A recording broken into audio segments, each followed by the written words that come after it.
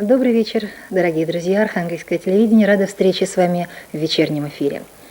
Для многих пятница – это значительное событие, конец недели, да и маленький праздник.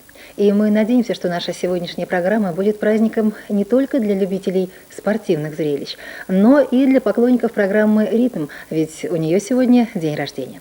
Ну а теперь подробнее о наших сегодняшних передачах.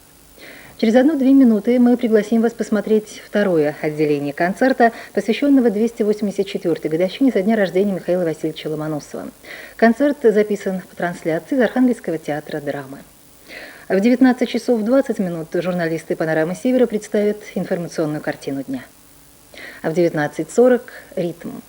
В 20 часов 5 минут мы вновь пригласим вас на 13-й международный турнир по хоккею с мячом на призы правительства России. Вы увидите второй тайм встречи. Встречаются команды сборной России и Швеции.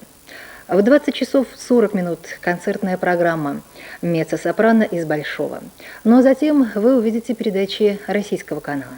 В 21 час 10 минут мы покажем в записи информационный выпуск «Вестей», а затем вы увидите очередную серию телесериала «Санта-Барбара».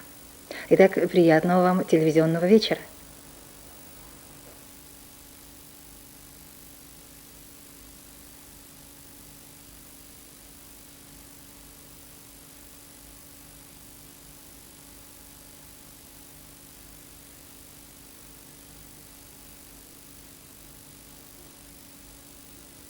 И ансамбль «Дружба» и оркестр народных инструментов «Сполохи».